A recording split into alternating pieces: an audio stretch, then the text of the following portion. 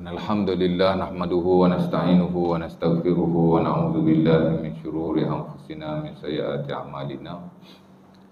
May yahdihillahu fala mudilla lahu wa may yudlil fala hadiya lahu. Asyhadu an la ilaha illallah wahdahu la syarika lahu wa asyhadu anna Muhammadan abduhu wa rasuluh. Allahumma shalli wa sallim ala sayyidina Muhammadin wa ala alihi wa sahbihi ajma'in. Amma ba'du. Rabbana zidna ilma warzuqna fahma wa taqabbal minna innaka antas samiul alim walhamdulillah ya rabbal alamin. Syukur setinggi-tinggi kehadirat Allah Subhanahu wa taala kerana pada malam ini kita dapat bersua muka lah ya, setelah kita solat maghrib secara berjemaah. Kali pertama lah ya. Untuk tahun ni kot, awal tahun lagi tu pernah sekali kot, rasa bulan 3, bulan 2 gitu. Rasanya lah, tak ingat. Tapi Alhamdulillah kita dah buat online ya. Okey lah, mana kita dapat teruskan buat kuliah kita hari tu. Saya ingat dah 2 bulan kot, 8 kali macam tu lah ya. Seronok juga belajar online ni. Saya seorang ni yang buat online ni. Orang lain tak buat. Tak apalah ya. Dan kita hari tu dengan sebab kita online, once a week kita sempatlah menghabisi Kitabut Taharah. Daripada bab apa hari tu kita online, saya pun tak ingat lah ya. Daripada awal-awal lagi tu sempat kita agak ekspres lah, tapi sebab sejam lebih, kadang makan sampai sejam suku kan, ada soal jawab sikit jam setengah. Alhamdulillah lah kita sempat menghabiskan kita punya kitab yang pertama lah ya, Kitabut Taharah, yang merangkumi 12 bab keseluruhan, ambil daripada babul miyah, chapter of water tu, bab air, sampailah kepada bab yang terakhir itu babul haid wan nifas, bab haid dan nifas. Akhirlah habis. Alhamdulillah ya. Jadi malam ni kita akan masuk kitab yang baru lah ya. The new book. Buku yang baru. Kitab ni makna buku lah. Kitab ni tajuk yang besar lah, kitab. Bab yang besar lah ya. Kita nak masuk kitab yang kedua. Itulah Kitabus Salah. Kitabus Salah. Kitab yang kedua lah, kerana kitab yang pertama kitab Taharah. Kitab yang kedua kitab solat ya. Sebab setelah kita belajar kitab Taharah, kita masuklah kitab solat. Bahkan tujuan kita belajar Taharah pun sebenarnya untuk solat. Sebab bila Allah Ta'ala berfirman dalam surah Al-Ma'idah, ayat ke-6 tu yang saya sering baca lah dalam kitab Taharah tu, ayat tu banyak disebut, ambil daripada bab wudu, bab tayammum, bab mandi wajib, hatta bab haid dan nifas tu, ayat tu saya sentiasa membaca. Al-Ma'idah yang ke-6, bila Allah Ta'ala kata wa idza qumtum ila solat, bila kamu berdiri untuk solat, faghsilu wujuhakum, Allah Ta'ala suruh wudu, lepas tu Allah Ta'ala suruh mandi wajib, kalau tak ada air Allah Ta'ala suruh tayammum. Ya, asalnya nak semayang, jadi pasal nak kena wudu kan, tu kena belajar kitab Taharah dulu. Baik, malam ni kita nak teruslah kepada kitab kedua, itulah Kitabus Salah, kitab semayang ya, kitab semayang ataupun bab tentang semayang lah ya. Dan ia merangkumi beberapa bab di bawahnya lah ya. Yang saya notakan ada 6 bab atau 7 bab. Ada 6 kot. 6 ya. Sebenarnya tak penting lah 6 ke 7 ke. Ada ulama berbelah-belah bab pun, kerana dipecah-pecah.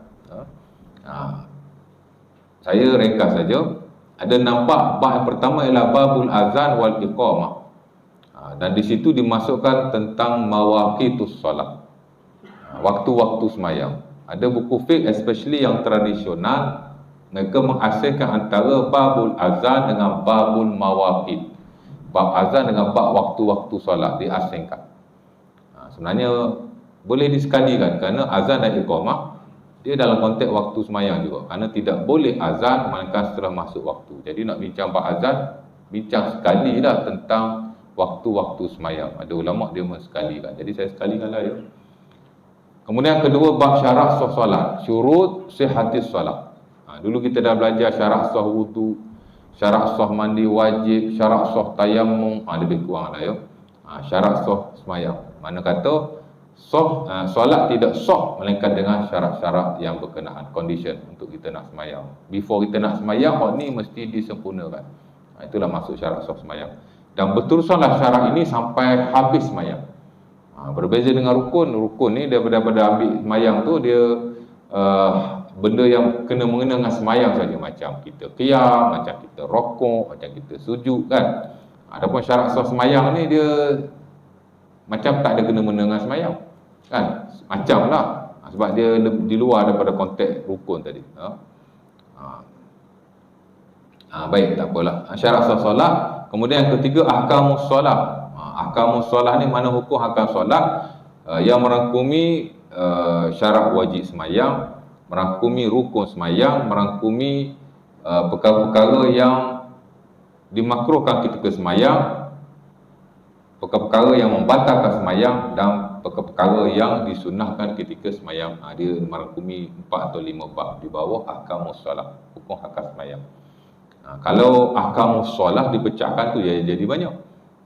Ada ulama bab azan iqamah, bab waktu semayang, bab syarat solat, bab syarat wajib solat, bab rukun solat, bab sunat solat. Jadi banyaklah, hampir kadang berbelas-belas.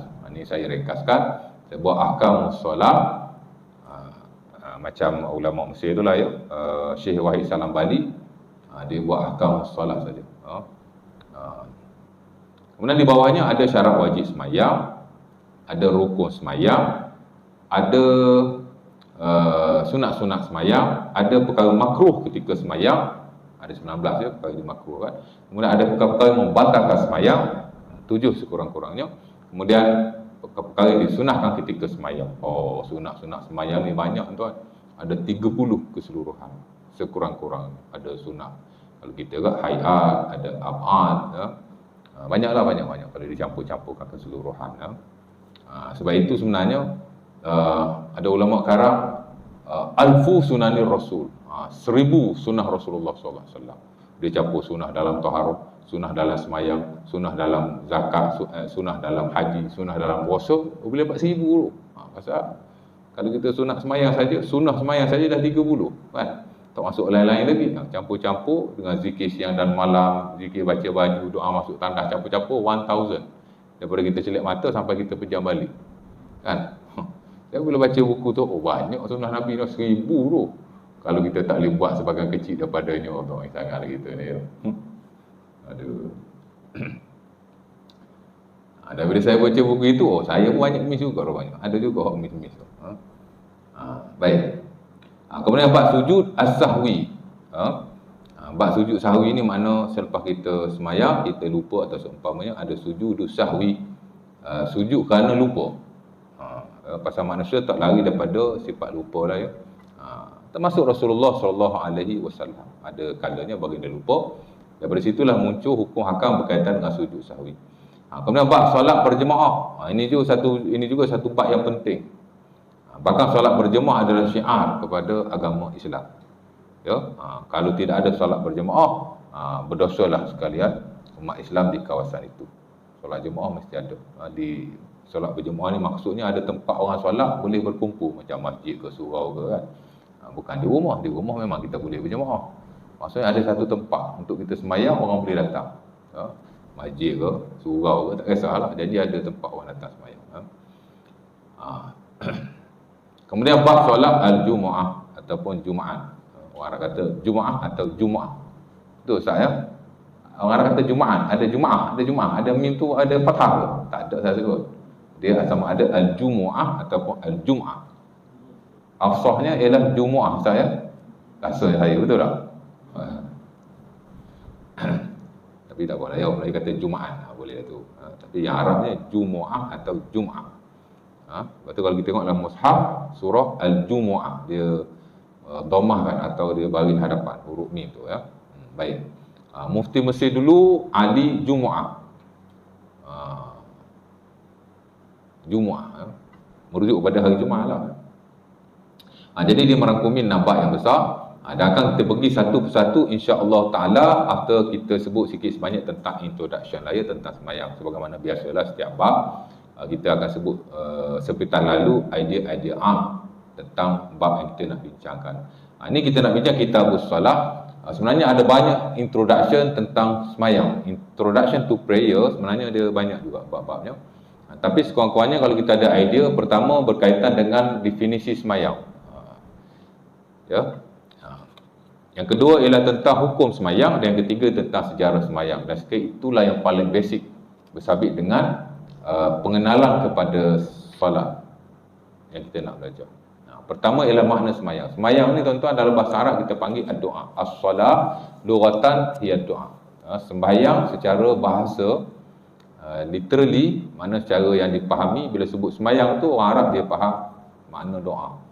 Sebab itu perkataan as-salah boleh digunakan untuk doa. Hatta dalam Quran Allah Subhanahu Wa Taala guna doa menggunakan perkataan as-salah. Kalau kita lihat dalam surah At-Taubah ayat 103. Ayat tu pasal zakat sebenarnya. Bila kita belajar tentang pensyariatan zakat, ayat tu mesti marilah ya. Macam mana ayat tu? Ya. Sebenarnya semayang dia ada banyak maksud. Saya lihat umpama al-Imam Abul Husain Al-Yamani dalam kitab Al-Bayan. Al-Bayan ni sebenarnya kitab macam Al-Majmu' lah ya. Dia kitab ensiklopedia yang lebih awal daripada Al-Majmu' Al-Imam An-Nawawi rahimahullah. Dia buat mari takrif semayang dari sudut bahasa 5 sekurang-kurangnya. Ada semayang ad-doa, itu paling masyhur lah ya.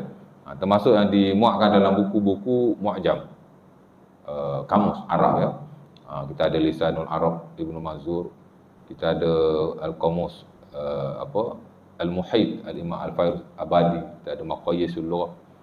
Kita mesti dulu pakai Qamus Al-Muhit dengan Al-Wasit. Yang diringkaskan kepada Mu'jam Muyassar, itu yang dulu saya ingat.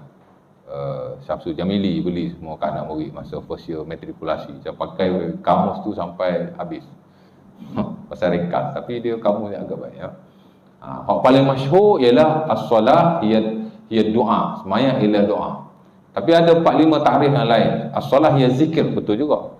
Pasal bila Allah Taala sebut dalam surah Al-Jumu'ah ayat ke-9, ya ayyuhallazina amanu idza nudiya lis-salah min yaumil jumu'ah fas'au ila zikrillah. Zikrillah tu sebagian ulama kata zikrillah ialah khutbah, dan sebagian kata zikrillah ialah as-salat, semayang. Pasal zikir juga boleh dimaksudkan dengan solat. Semayang ialah zikir, ada juga.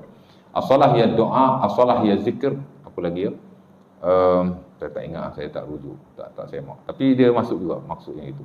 Tapi yang paling masyhur semayang ialah doa ya. Allah Taala sebut surah At-Taubah tu, Allah Taala kata macam ayat tu ya.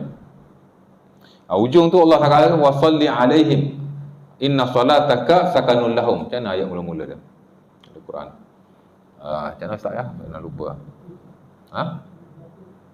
Ayat 103 surah At-Taubah. Itu ayat tentang zakat. Bila kita belajar zakat kan, zakat ni ada 5 jenis zakat. Itu zakat apa ayat tu? Macam mana ayat tu ya? Inna salataka sakanul lahum. Sebelum tu dia apa ayat tu macam mana? Ujung tu inna salataka sakanul lahum wallahu sami'un alim. Tu ujung. Depan-depan dia macam mana ayat tu? Betul. Khuz min amwalihim sadaqah tutahhiruhum biha wa tuzakkihim wa shalli alaihim inna salataka sakanul lahum. Ayat tu ayat tentang pensyariatan zakat sebenarnya. Di mana Allah Taala kata ambillah daripada harta-harta mereka sedekah zakat. Mana daripada harta-harta yang cukup nisabnya, yang cukup syarat-syaratnya, Allah Taala suruh ambil. Khuz min amwalihim sedekah. Ambillah daripada harta-harta mereka. Batu zakat boleh diambil dengan keras. Mana kalau orang tu tak bayar zakat, pemerintah boleh ambil secara keras. Mana boleh ambil lah. Zakat ni kita bagilah cukup. Cukup belaka kita bayar lah, kita bagi. Okey lah. Tapi kalau orang tu tak bagi, penguasa boleh ambil. Pasal Allah Taala kata khuz min amwalihim sedekah. Ambil je. Kalau dia pun tak bayar, ambil. Kalau dia pun bayar, okey lah. Tapi kena ambil jugalah.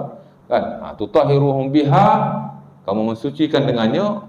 Mana harta ni, bila kita zakat, dia mensucikan harta kita, mensucikan hati kita.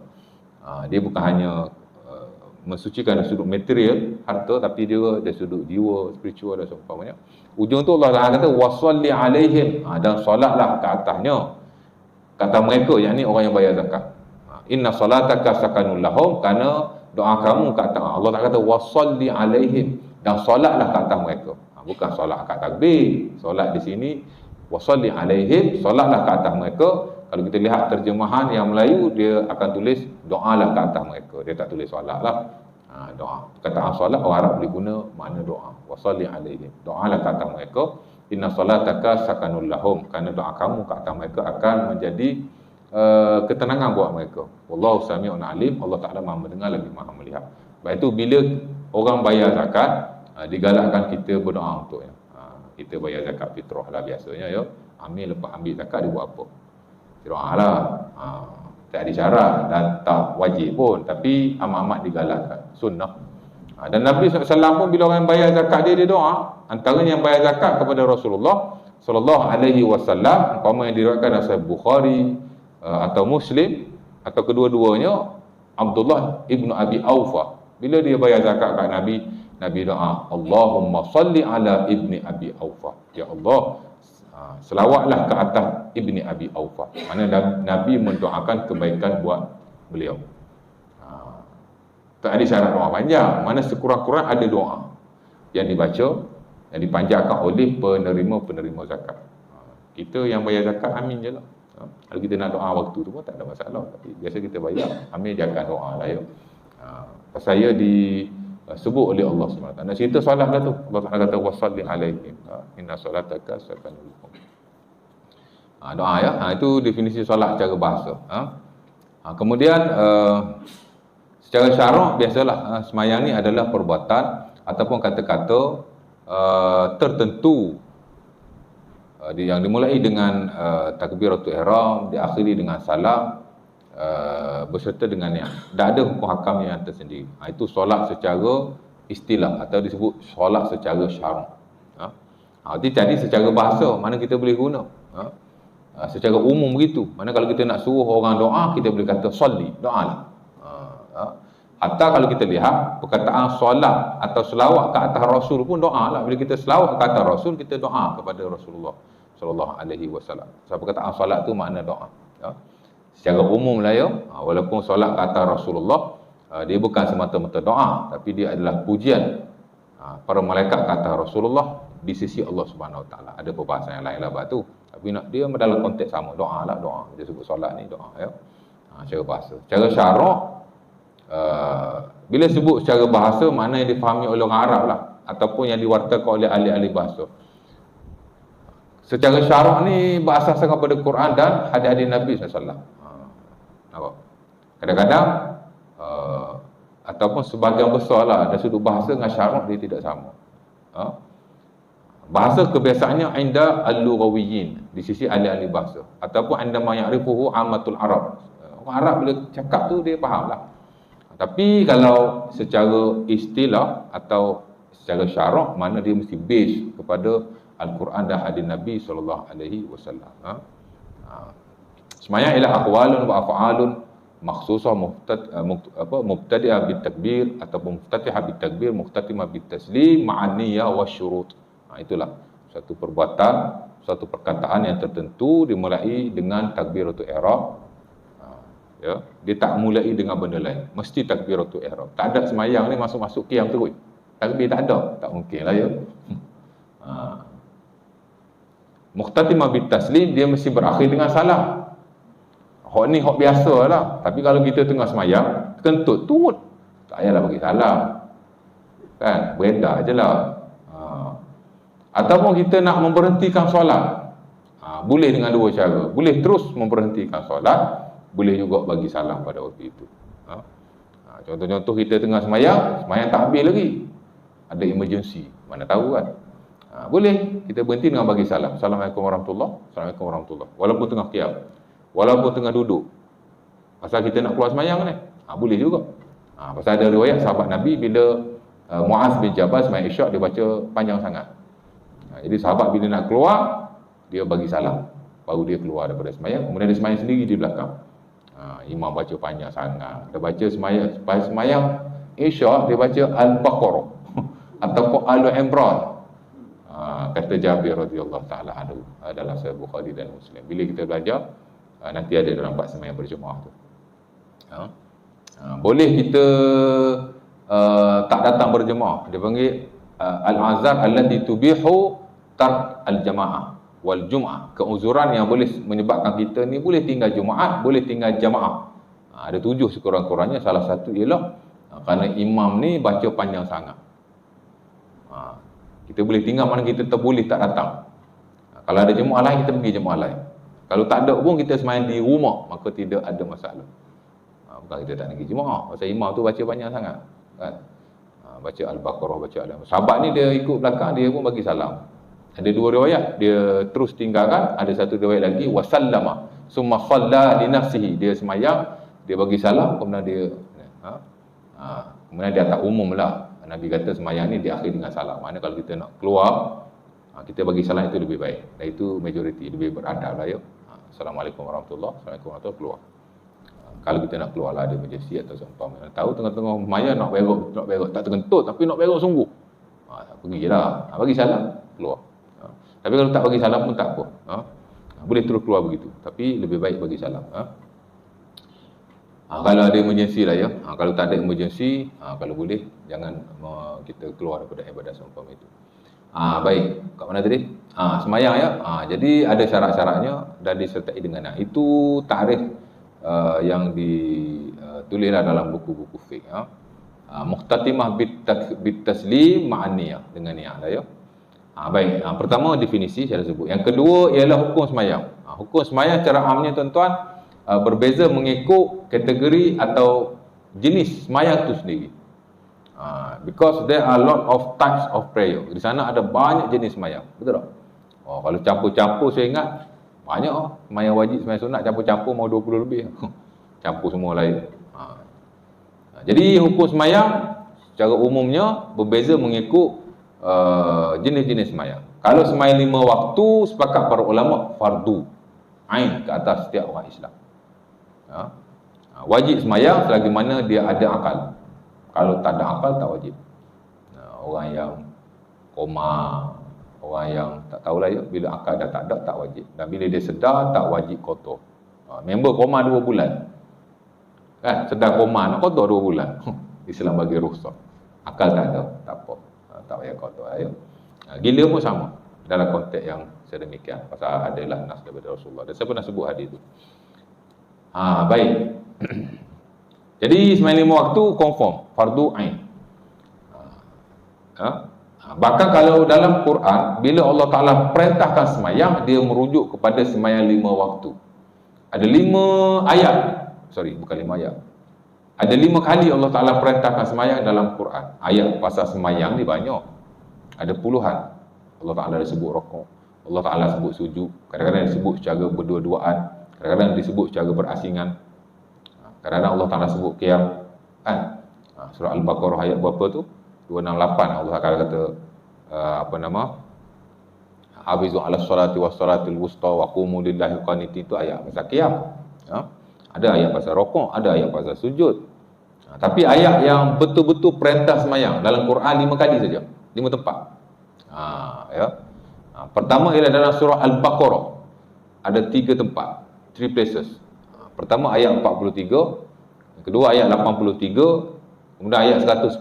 Allah Taala kata aqimus shalah wa atuz zakat. Itulah satu-satu ayat yang bukan satu-satu ayat lah. Itu antara ayat yang memerintahkan kita solat. Dan dia merujuk kepada sembahyang fardu di sisi jumhur al-mufassirin, ahli-ahli tafsir. Di mana Allah Taala kata dirikanlah sembahyang, tunaikanlah zakat. Ada juga dalam surah An-Nisa ayat 77. Allah Taala sebut lagi aqimus shalah wa atuz zakat. Dan surah An-Nur ayat 56. Bila kita belajar introduction to prayer, ayat-ayat ini adalah ayat perintah untuk melakukan solat fardu 5 waktu. Ya.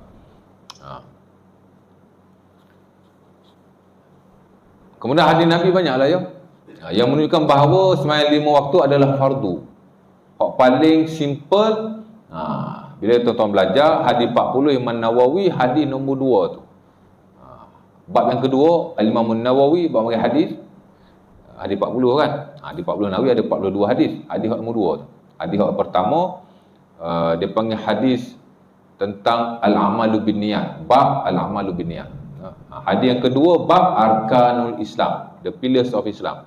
Hadis Ibnu Umar tu, buniyal Islamu ala khamsin, syahadati an la ilaha illallah wa anna Muhammadar Rasulullah wa iqamis shalah wa ita'iz zakah.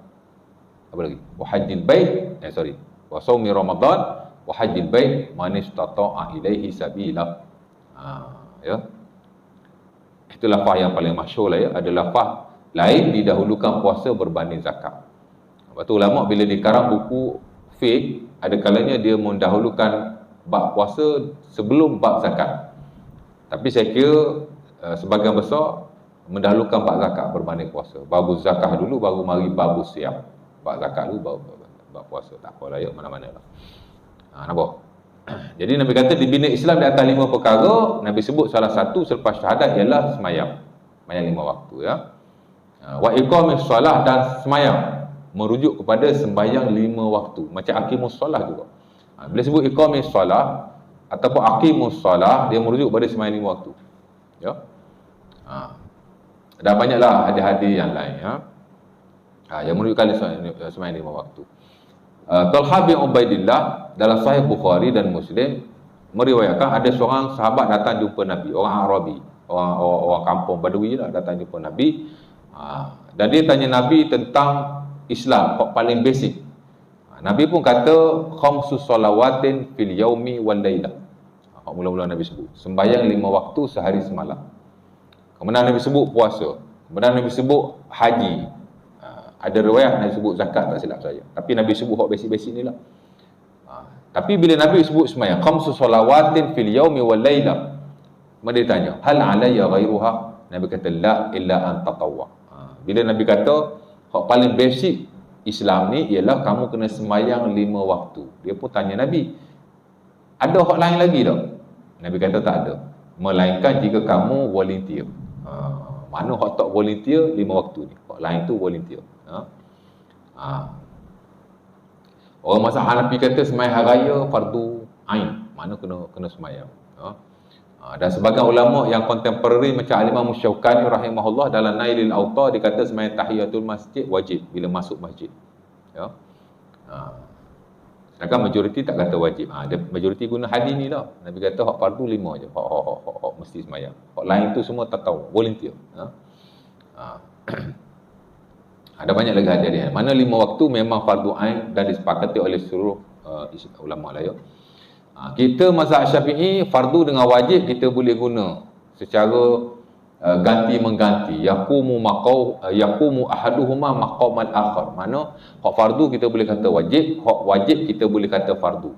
Itu yang standard dalam mazhab Syafi'i dan sekiranya majoriti para ulama. Tapi di sisi sebagian ulama yang lain, macam di sisi Ahnaf, ulama-ulama Hanafi, dia tak, dia fardu lain, dia wajib lain. Fardu ni mana hak wajib tanpa argument. Hak wajib tak ada argument. Yang wajib dengan dalil-dalil qat'i, sama ada dalam Quran ataupun dalam hadis Nabi SAW. Hak tu fardu, macam sembahyang 5 waktu. Satu lagi wajib, dia kata wajib ni bawah sikit. Dia membeza-bezakan antara fardu dengan wajib. Kalau sembahyang 5 waktu dia kata fardu, sembahyang hari raya dia kata wajib, sembahyang tahiyatul masjid wajib. Itu dia ada beza sikit. Tapi kita boleh guna yang wajib boleh kata fardu, yang fardu boleh kata wajib, ya. Sembahyang-sembahyang lain gitulah. Apa lagi sembahyang ada? Ada sembahyang yang digalakkan berjemaah seperti sembahyang sunat hari raya. Majoriti kata tak wajib lah, ya. Fardu memang tak lah, tapi tak wajib. Sunnah sahaja. Tapi segelintir kata fardu ain, mesti sembahyang lah, ya. Umpamanya standard lah mazhab Hanafi. Adalah dalil-dalilnya tu. Tapi dia kata sama jugalah sembahyang lain. Tapi ala kulli hal, secara asalnya hak lain-lain tu khilaf para ulama, hak ni wajib, hak ni tak wajib.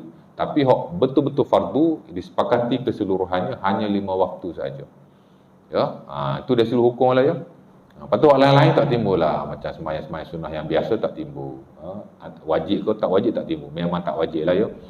Sembahyang witir umpamanya, sembahyang sunat hajat umpamanya, sembahyang sunat istikharah umpamanya. Sembahyang sunat-sunat yang ada tu, the preferable prayers, dipanggil as-salawatul masnunah. Hak mana ada tu memang sembahyang sunat lah, ya.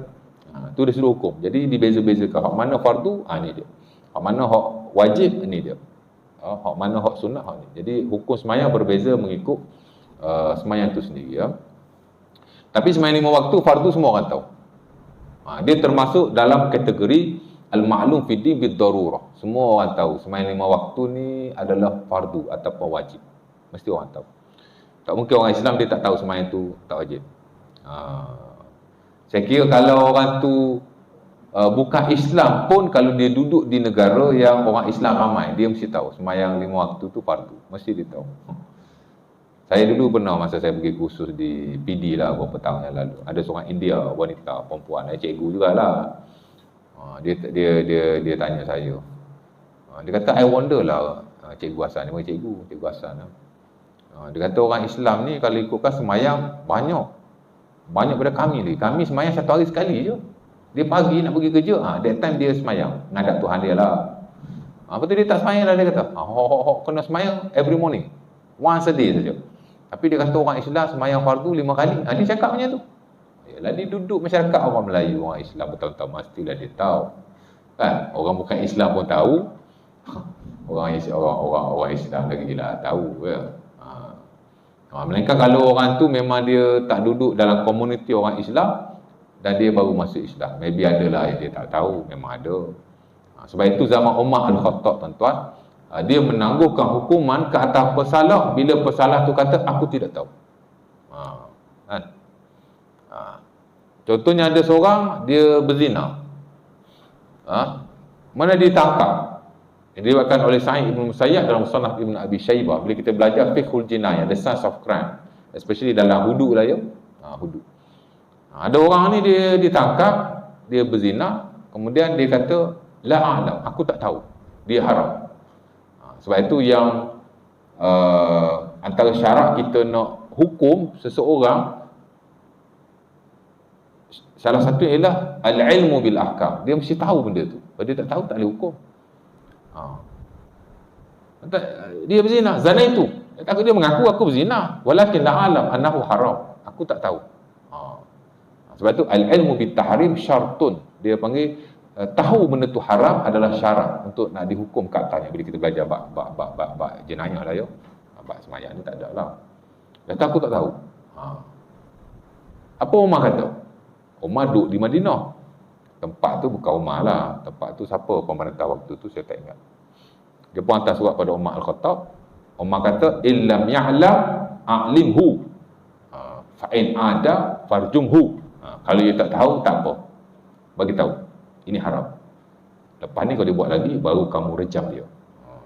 Jadi dia menangguhkan hukum ya. Nampak? Balik. Siapa pergi sampai situ tu? Uraian apa tadi ya sebelum tu? Jadi yang kedua definisi ya, yang kedua hukum lah ya. Baik, dan yang ketiga yang kita perlu tahu juga ialah sejarah ya. Okey, pertama ialah sejarah awal semayang. Dia disyariatkan seawal Nabi SAW menjadi Rasul sebenarnya. Ada dakwaan yang kata Nabi semasa awal Islam Nabi tak semayang. Ada. Orang hakikat lah ni, hakikat yang tak berapa hakikat. Ya.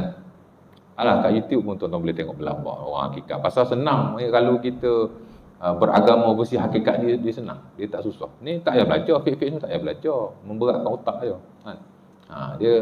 Dia kata Nabi tak semayang. Habis tu Nabi semayang hati. Semayang hati. Dia memang mementingkan solat hati. Tak benar sama sekali.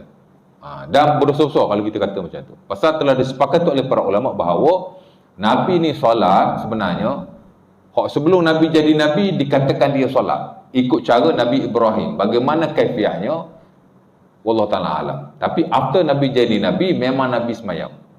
Nabi bila dilantik menjadi Nabi, terus Nabi dilantik menjadi Rasul pada waktu yang sama dan difardukan semayang at the same time. Tengok betapa pentingnya semayang. Sebab itu Nabi bila nak hantar sahabat dia keluar kan, bila kerajaan Islam dah kuat, Nabi di Madinah peringkat awal tak kuat lagi, dah masuk zaman pertengahan Nabi dah kuat. Tahun 5, 6 Hijriah tu Nabi dah kuat. 7 Hijriah Nabi dah hantar sahabat pergi sini, pergi Yaman, pergi Mesir, buka negara lah. Pasal Islam dah kuat waktu tu. Jihad telah dibenarkan secara openly. Jihad ni ada 4 tahap dalam Islam ni. Di Mekah tak ada jihad. Allah Ta'ala suruh sabar saja. Fasbir inna wa'dallahi haqqun. Allah Ta'ala kata sabar.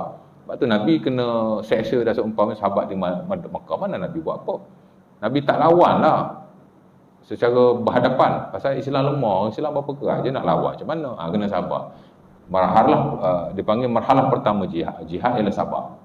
Sebab tu kita kalau sabar jihad tau, kan? Gaduh dengan isteri sabar, jihad tu.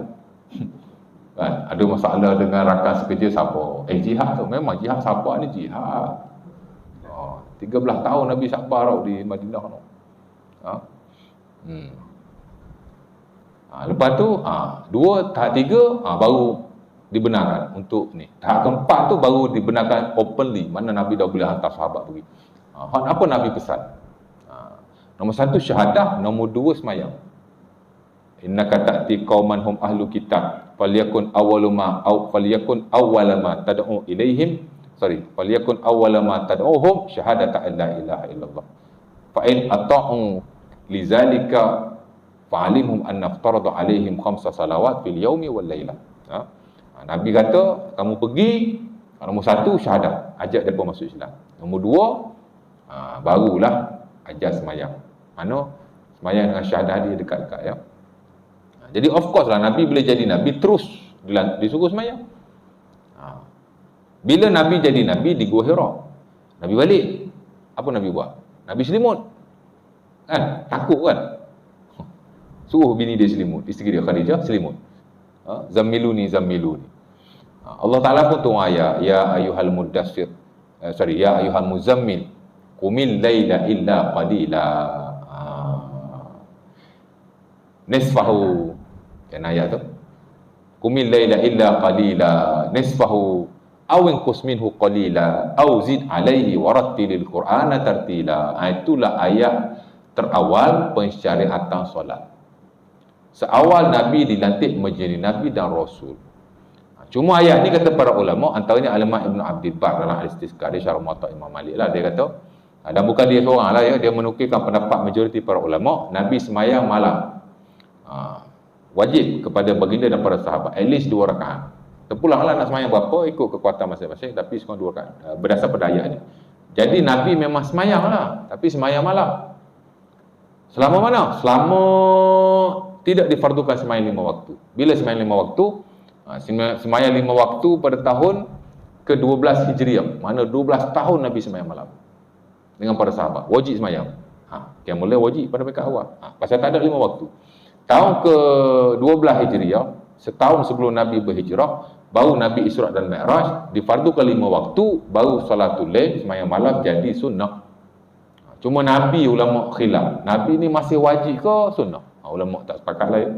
Sebagian kata sunnah macam orang lain, sebagian kata Nabi wajib. Tapi orang Islam dah tak wajib dah. Nampak? Jadi awal-awal pensyariatan solat ialah ketika Nabi menjadi Nabi. Itu number 1. Yang kedua, peringkat kedua, pensyariatan solat 5 waktu pada tahun ke-12 Hijriah. Sebab itu kalau kita belajar the principle of Islamic religion, dia ada Islamic criteria. Kalau Qardawi dia karang ada Mabadi'uddinul Islami, the Islamic principle, dia panggil the major principle of Islamic religion.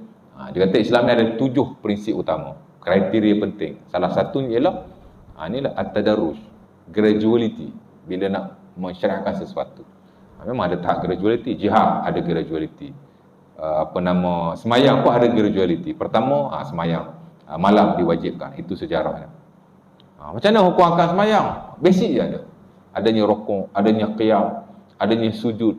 Adapun detail-detail hukum dia secara beransur-ansur. Cuma ada bacaannya, ada tasbihnya, tapi very simple. Pasal taujih, dakwah pada waktu itu ialah akidah, bukan ibadah. Sebab tu ibadah ni disyaratkan lewat. Semayang disyaratkan awal, tapi very basic. Kemudian sedikit demi sedikit. Itu yang kedua lah ya. Mana pensyariatan solat 5 waktu pada malam Isra' dan Mi'raj. Tuan-tuan nak tengok hadis-hadis Isra' dan Mi'raj, tuan-tuan boleh buka tafsir Ibnu Katsir kalau ada, tengok Al-Imam Ibnu Katsir menghuraikan ayat amanar rasulu bima unzila ilaihi min rabbih wal mu'minun. Pasal ayat tu Nabi dapat juga pada malam Isra' dan Mi'raj ya. Jadi maknanya hadis-hadis Nabi yang dalam Sahih Bukhari daripada Abu Zar, Nabi bila naik Isra' dan Mi'raj, Nabi dapat 3 ya. Pertama Nabi dapat semayang 5 waktu. Semayang dah ada, tapi dia upgrade lah kepada 5 waktu. Ada waktu-waktunya ya. Ada tata caranya. Sebab itu bila Nabi turun Isra' dan Mi'raj, Nabi berimankan Jibril. Jibril ajar Nabi macam mana nak semayang, bila nak semayang. Nanti kita akan baca hadis tu bila kita masuk dalam bab azan dan iqamah lah. Jadi macam tu ya. Dua. Yang pertama semayang. Kedua Nabi dapat amanah Rasul. Sebab tu amanah Rasul dia termasuk dalam kelompok zikir yang penting. Hatta dia termasuk dalam zikir siang dan malam. Syok dah ni. Nak berhentilah kita. Saya habiskan yang sejarah ni. Lepas tu kita habislah introduction to prayers. The next nanti kita masuk azan iqamah. Mana tadi? Dua kan amanah Rasul. Lepas tu kalau boleh amanah Rasul everyday kita baca lah ya. Pagi sekali, petang sekali. Kalau tak hafal boleh baca tengok Quran lah. Yang ketiga, Nabi dapat pengampunan kepada orang yang berdosa besar. As long as dia tidak syirik kepada Allah Subhanahu Wa Taala. Sebab tu keutamaan kita lah agama ni ialah tauhid, bukan ibadah. Ibadah nombor dua. Tauhid nombor satu. Siapa-siapa yang mati tak syirikkan Allah, dia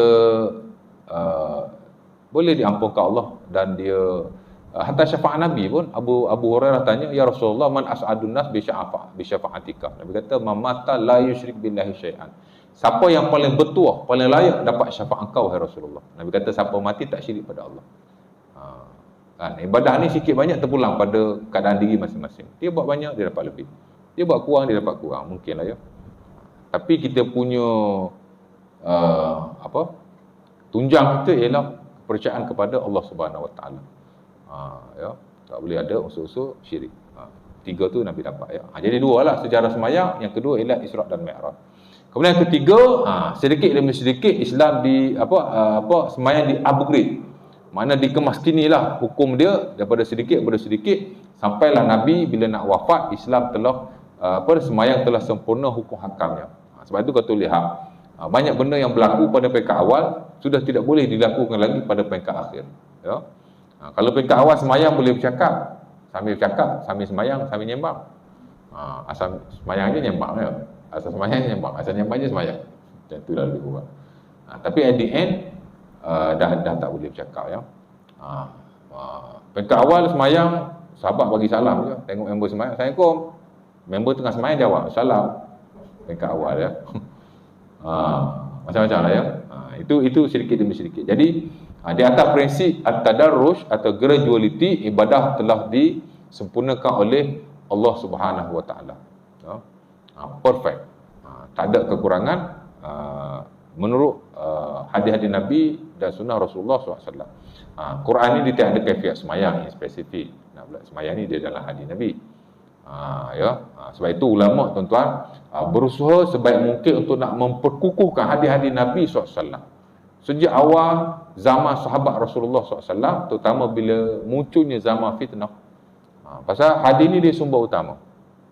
Selepas Quran, dari sudut kedudukannya. Tapi kadang-kadang Quran pun perlu hadis juga.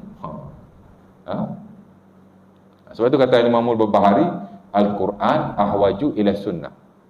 Minas sunnah ila Al-Quran. Quran lebih memerlukan sunnah. Hadis berbanding hadis memerlukan Quran. Mana very important hadis. Jadi itulah cara rekannya ya. Jadi pertama definisi kita dah tahu cara rekannya macam tu. Tak apa pun tak apa. Jadi kita tahu sembahyang ni doa, sembahyang ni perbuatan macam tu.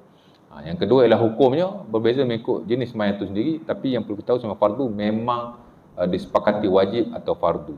Sesiapa yang mengingkarinya kufur, keluar daripada Islam. Senang aja kan. Sembahyang waktu tak wajib. Jangan kita kata dia kafir. Tapi di sisi Allah Subhanahu Wa Taala memang dia kafir. Ulama sepakat, siapa yang menafikan hukum Islam yang diputuskan, yang diwartakan secara ijma' dia kata. Maksudnya tak boleh ada perselisihan lah. Macam sembahyang 5 waktu. Siapa yang kata tak wajib, murtad. Walaupun dia tak diwartakan oleh hakim. Walaupun tak tulis dalam IC, murtad dia. Dan begitulah hukum hakam yang lain. Kalau hak khilaf tu tak apa. Kan, janggut ni. Ada ulama kata wajib. Ada ulama kata sunat. Tak apalah. Tapi hak memang tak ada argument. Memang tak ada khilaf. Memang kita kena kata wajib. Tak boleh kata selain daripada wajib. Nak buat tak buat belakang kira. Orang tak semayang, tak apa. Bukan tak apa. Orang tak semayang, as long as dia tak menafikan hukum semayang, dia Muslim di sisi majoriti. Dalam mazhab Hambali saja dia kafir. Kalau dia mati tak boleh tanam di kubur orang Islam. Tanam kubur orang bukan Islam. Tapi majoriti kata dia masih Muslim. Cuma Muslim yang berdosa lah ya. Macam tu ya. InsyaAllah ta'ala. Jadi kita pun dah isyak kena berhenti haji ya. Boleh berhenti tak? Ada soalan? Kalau ada soalan bagilah simple question, simple answer lah.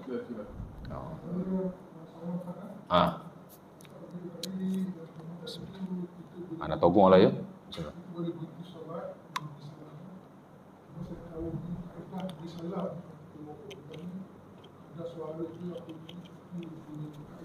Kaedah macam mana?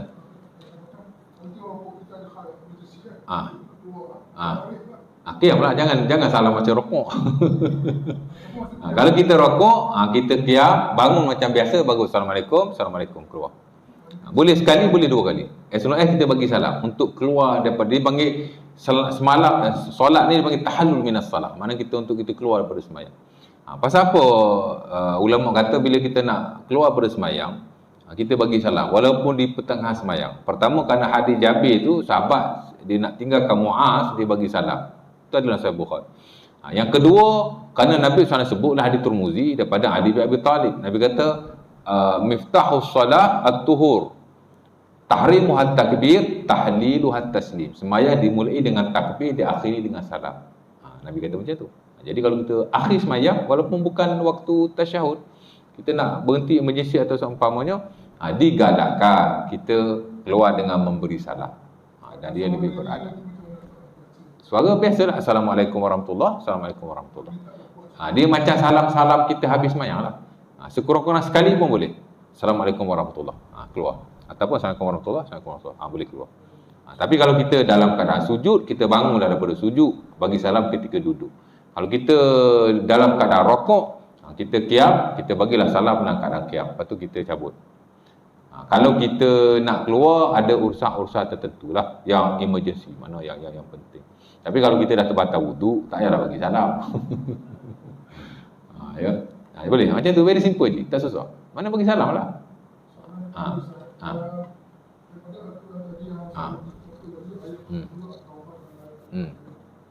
Dua ayat pada 90 api musalah wa tusat. Soal pada solat tu lazim dia ikuti nizam. Memang. Sesuatu yang ataupun ada lazim itu lah. Betul.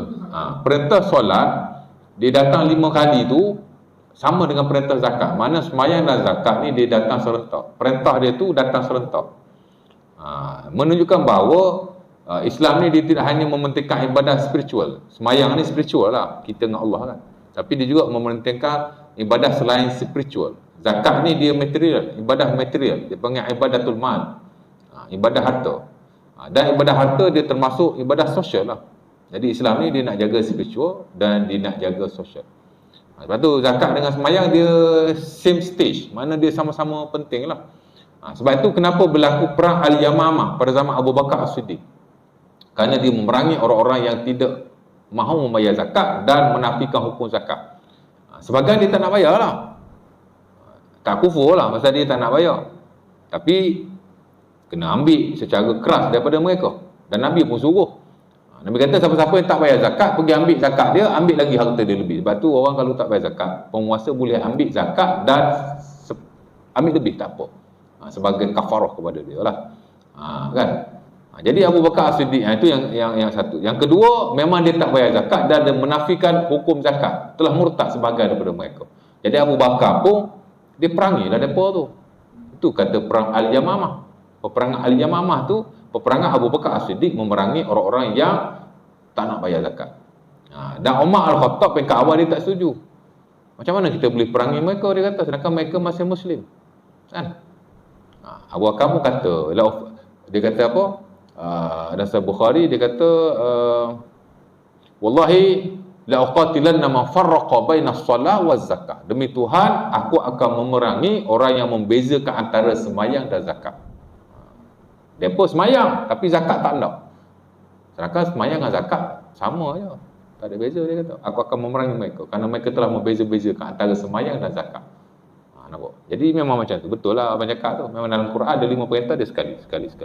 Aqimus solat wa atuz zakat. Aqimus solat wa atuz zakat. Sama juga masa Nabi hantar sahabat dia pergi. Tadi hadis saya baca tu, Nabi kata kamu nak pergi ke negara orang lain ni. Pertama syahadah. Nabi kata yang kedua sembahyang. Yang ketiga zakat. Nabi sendiri pun tak tinggal zakat dalam hadis dia bila dia sebut tentang sembahyang. Nabi kata bila kamu pergi, waliyakun awwala ma tad'uhum ilaihi syahadatan la ilaha illallah. Mula-mula kamu kena ajak mereka masuk Islam. Lepas tu suruh mereka sembahyang, suruh mereka zakat.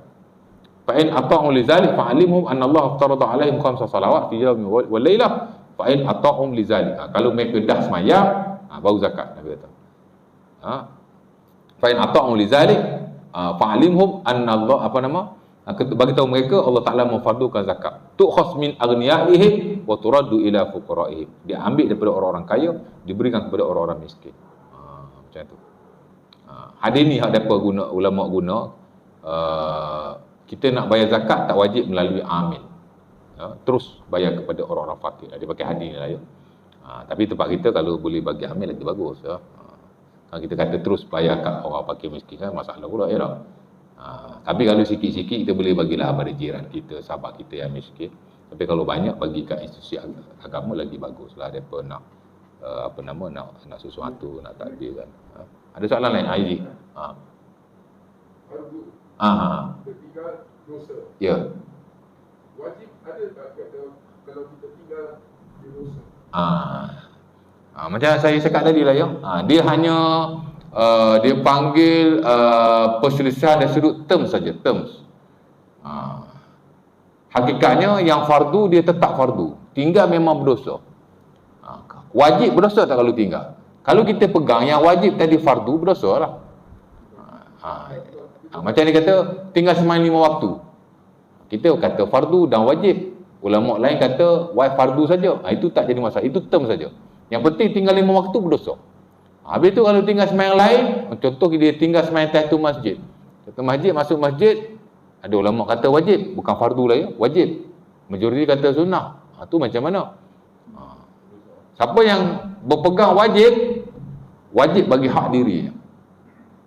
Wajib bagi hak diri. Pasal itu bukannya ulama sepakat. Kalau dia kata wajiblah. Mana dia masuk masjid dia wajib sembahyang. Pasal dia berpegang wajib kan?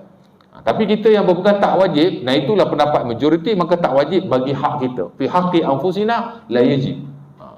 Mana bagi pihak diri kita tak wajib lah. Pasal kita berpegang tak wajib.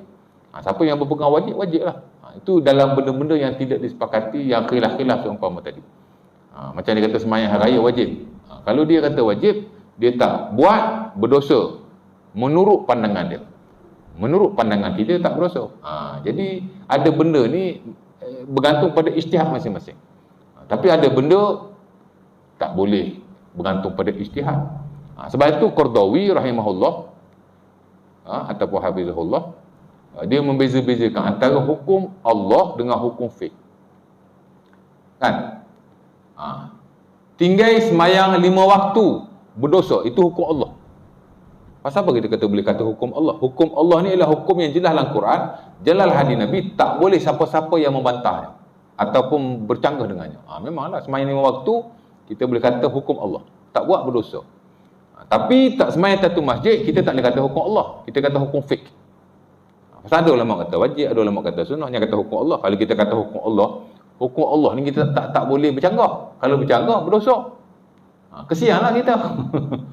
Kata hukum fiqh. Jadi perkara yang disepakati kita boleh kata hukum Allah. Sembahyang 5 waktu, zakat, pensyariatan dia yang asas lah, wajib zakat, wajib sembahyang 5 waktu. Tapi hal-hal yang furu' yang ulama tak sepakat, kita tak boleh kata hukum Allah.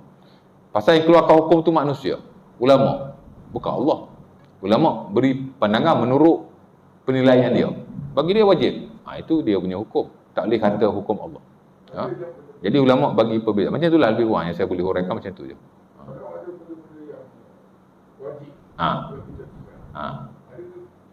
Benda wajib tu nak kena tengoklah, wajib tu Allah Taala wajib ke ataupun wajib ulama yang bagi pendapat. Sebahagian kata wajib, sebahagian kata tak wajib. Contohnya?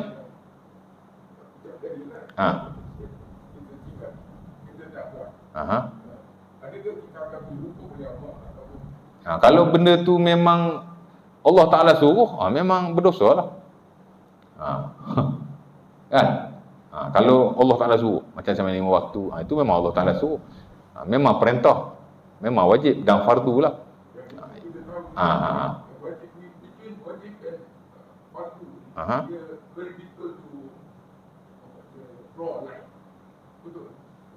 Saya tak faham tu. Saya tak nampak tu.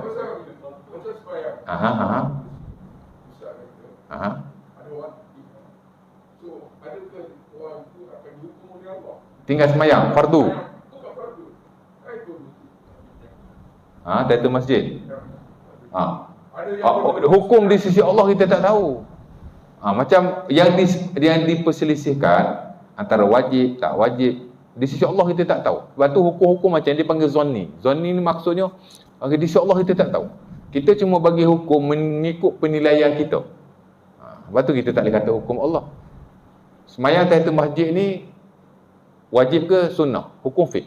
Ada ulama kata wajib, ada ulama kata sunnah. Hukum semayang 5 waktu, fardu, hukum Allah.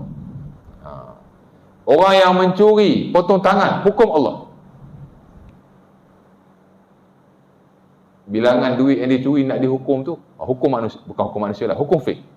Manusia bagi pendapat. Ada ulama bagi pendapat banyak ni, curi banyak ni baru potong, curi banyak ni tak payah potong. Pasal hadis ni, nas ni dia banyak. Lepas tu dalam setengah-setengah keadaan yang detail, yang furuk, ulama tak sepakat banyak hal. Ulama yang sepakat betul-betul ni tak banyak. Yang banyak ni dia berkhilaf. Sebab tu dunia hukum ni sebenarnya dia dunia khilaf. Alamul ahkam, alamul khilaf. Dunia hukum ni, dunia fiqh ni dia dunia khilaf. Kan? Sebab tu orang yang belajar fiqh ni kalau dia tak faham khilaf, dia tak belajar fiqh sebenarnya. Saya buat master dulu memang fiqh khilaf. Jadi macam tu lah lebih kurang. Itu yang saya boleh jawabnya tu. Maksudnya kalau benda macam tahiyatul masjid, Allah Ta'ala hukum tak dia? Kita tak tahulah. Sebab ada ulama kata wajib, ada ulama kata tak wajib. Siapa yang berpegang wajib bagi hak dirinya, berdosa lah dia tak buat, dah dia kata wajib. Tapi kita yang kata tak wajib, tak berdosa. Kita kata tak berdosa, di sisi Allah kita tak tahu. Sebab itu ini disebut sebagai zanniyat. Mana di sisi Allah kita tak tahu macam mana. Dia tak absolut, hukum tu tak absolut, mana tak jelas. Tapi kalau qat'i, sembahyang 5 waktu, zakat dah, mencuri haram, kalau mencuri potong tangan, zina rejam, itu rejam pun ada khilaf juga sebenarnya. Tapi tak apalah. Macam apa? Jadi macam tu, dalam konteks-konteks macam tu lah ya. Saya boleh cakap macam tu je lah. Saya faham. Ya Ji. Next Ustaz ada sebut tadi ada lima keadaan, 5 sebab orang seseorang tu bolehkan tidak hadir sembahyang Jumaat. Tujuh. Contohnya Ustaz sebut imam baca panjang. Saya minta Ustaz sebut yang lain tidak lagi, yang pendek dululah. 4. Tapi yang soal panjang ni is very subjective. Di Mekah, dia satu muka surat tu dia pendek. Betul. Dia selalu baca misi satu muka surat. Kalau kita di sini satu muka surat panjang. Jadi kita baca setengah muka. Panjang ke pendek semua? Dia panjang ni sebenarnya, boleh jawab dah? Okey, jelas kan? Okey, dia sebenarnya imam ni dia digalakkan meraihkan keadaan jemaah bila dia solat dengan mereka. Panjang pendek ni hak nombor 1 sekali tengok jemaah. Hak tu nombor 1. Pasal Nabi kata idza amma ahadukum li nafsihi falyutawwil ma syaa wa idza shalla bin nasi, Nabi kata falyatajawwaz fa inna wara'ahu ad-dha'if wal marid wal kabir. Tu asas dia. Nabi kata kalau kamu sembahyang seorang, suka hati kamu lah nak panjang macam mana pun. Ya, ni hadis Bukhari, Muslim daripada Abi Hurairah. Bila kita belajar bab tu lah ya, dia adalah hadis tu. Tapi Nabi kata bila kamu sembahyang jadi imam, hendaklah kamu ringkas. Kerana di belakang kamu ada orang yang sakit, ada orang yang tua dan ada orang yang ada hajat. Fa inna wara'akum al-kabir wa dhaif wa zal hajah. Maksudnya bila kita jadi imam, hak nombor 1 sekali kena tengok keadaan kita punya jemaah. Kan? Kalau jemaah kita ni memang ni tak boleh lah baca banyak. Panjang pendek tu makna dia very subjektif. Makna dia tak adalah kata banyak ni. Itu secara umumnya macam tu. Sebab tu saya kalau jadi imam, memang saya takkan baca panjang lah. Saya akan baca kalau surah lah, ayat yang pendek. Kalau kita ambil dari ayat Quran, memang saya akan baca dalam 5-6 ayat macam tu. Paling panjang lah tu, ada sampai 6-7 ayat dia panjang. 3-4 ayat sudah memadai. Itu macam tu. Kita tengok orang jemaah kita ni macam mana. Tu okey. Yang kedua, kalau dilihat pada sunnah Rasulullah SAW, panjang pendek hak Nabi semayang. Kalau kita lihat macam Nabi sembahyang subuh, Nabi baca panjang. Rakaat pertama 100 ayat, rakaat kedua 50 ayat. Kadang-kadang Nabi baca rakaat pertama surah Yasin, the whole rakaat. Rakaat kedua surah Saffat. Waktu hak Nabi baca dengan para sahabat. Ya. Jadi kita nak baca macam ni ustaz. Boleh juga. Tapi kalau clash antara bacaan ini dengan realiti jemaah, mesti didahulukan jemaah. Sebab tu ulama kita dia sebut antaranya al-Imam mazhab Hanafi tu, Ibnu Abidin dalam Hasyiah dia. Oh, ini dalam fiqh mazhab Hanafi ni buku yang antara terfamous lah. Sebagaimana Al-Majmu' dalam mazhab Syafi'i, Nawawi. Buku tu lah Hasyiah Ibnu Abidin. Ya. Dia kata taksirul jamaah afdal min tatwilil qiraah. Meramaikan jemaah lebih baik daripada memanjangkan rakaat, memanjangkan bacaan. Jadi orang nombor satu tengok keadaan jemaah. Kalau kita boleh baca macam Nabi baca exactly, that is good. Subuh baca rakaat pertama Yasin, rakaat 2 Saffat, kan 100 ayat, 50 ayat. In the range macam tu lah, within the range, mana lebih kurang. Itu mostly lah kebanyakannya. Tapi sekali-sekala Nabi baca surah pendek juga. Rakaat pertama baca Qul Falaq, rakaat kedua baca Qul Nas, once a while. Mana rutin Nabi panjang, sekali-sekala Nabi baca pendek. Kalau sembahyang Zuhur 30 ayat rakaat pertama. Kalau 30 ayat, kalau surah Al-Baqarah 3 muka surat lah, lebih kurang. Rakaat pertama. Rakaat kedua baca 15 ayat. Asar pendek, rakaat pertama 15 ayat, rakaat kedua 7 ayat. Maghrib lagi pendek. Maghrib lagi pendek. Ini hak rutin. Tapi sekali-sekala nak baca lebih panjang boleh. Tapi tengoklah jemaah macam mana. Maghrib Nabi rutin memang pendek. Tapi sekali-sekala Nabi baca panjang juga. Ada Nabi baca surah apa entah dalam solat maghrib. Isyak balik panjang balik. Tapi tidak sepanjang subuh. Macam itulah keadaan sunnah Rasulullah SAW. Kalau kita boleh buat macam ni, that is good. Bagus. Tapi kena tengok juga realiti jemaah. Pasal Nabi kata idza amma ahadukum an-nas falyatajawaz. Bila kamu sembahyang jadi imam, Nabi kata ringkas. Itu ulama bahas tu, ringkas ni macam mana? Adakah lebih ringkas daripada sunnah-sunnah yang telah Nabi contohkan? Atau adakah kita boleh buat macam ni? Jadi tengok realiti. Kalau kita boleh buat macam Nabi buat ni, exactly, itu bagus, very good. Tapi kalau jemaah kita tak mampu, kita buat lebih pendek lagi. Lebih pendek kita apa? Sebab dia tak wajib pun, dia sunnah saja. Tapi kalau imam tu baca Al-Baqarah rakaat pertama macam yang dibaca oleh Mu'adh dan solat Isyak, memang patutlah kawan tu lari. Sebab tu salah satu yang boleh sebab orang tak ikut jemaah, dia panggil tatwilul imam tatwilul imam tatwilan mumilla. Imam ni baca panjang dalam keadaan panjang dia tu mumilla, menyebabkan orang ni jadi jadi macam mana ustaz mumil? Jadi bosan, jadi sakit hati, jadi macam-macam. Jadi asal dia falyatajawaz. Jadi imam ni kena tak boleh mana kita melihatlah ya. Tapi kalau kita nak tengok tempat kita nak betul-betul baca macam exactly macam yang diwakilkan dalam fiqh based on hadis Nabi, macam sunnah Rasulullah baca panjang macam ni, agak sukarlah ya. Tapi sebab dia tak wajib, kita nak kena faham. Tak wajib baca 100 ayat rakaat pertama sembahyang subuh, tak wajib. Sebaiknya ya. Tapi kalau kita apa-apa pun tengok jemaah lah, tengok jemaah. Boleh je ya? Boleh terjawab ya? Insya-Allah taala. Tapi apa yang kita buat di masjid surau kita, saya lihat very good lah, very good. Macam Haji tadi baca 45 ayat rakaat pertama maghrib, very good lah. Dia jangan pendek, terlalu pendek sungguh. Atas semayang je baca qul, atas semayang baca qul, tak boleh lah. Kemudian boleh. Dan jangan juga terlalu panjang ya. Mana kata macam kita sembahyang Isyak, sekali-sekala kita baca sabbih isma rabbikal a'la alladhi 13 ayat, tak adalah panjang sangat ya. Baca harta jadi macam tu. Sebab Isyak memang rutin dia agak panjang sedikit, tapi tak apalah, itu tak wajib pun ya. Maksudnya begitulah ya, insya-Allah taala ya. Jadi yang bagus tu kita teruskanlah. Saya tengok banyak surau masjid bacaan alhamdulillah. Mana memadai ya. Ada juga satu masjid saya pergi sembahyang Isyak, dia baca agak panjang. Bagi kita rasa panjang lah. Kalau satu muka surat, satu rakaat tu macam panjang. Padahal kalau satu muka surat tu taklah panjang mana pun, kita rasa panjang. Tapi kadang-kadang kesian lah, kadang-kadang kat pakcik-pakcik, makcik-makcik kan, kadang-kadang dia berat. Falyatajawaz, ringkaskan lagi pun tak apa ya. InsyaAllah ta'ala. Aku liqauli hadza, Assalamualaikum warahmatullahi wabarakatuh. Kita tangguh tazkirah kita atau kuliah kita dengan tasbih kafarah dan surah Al-Asr. Subhanallah wa bihamdihi, asyhadu an la ilaha illa anta, astaghfirullah.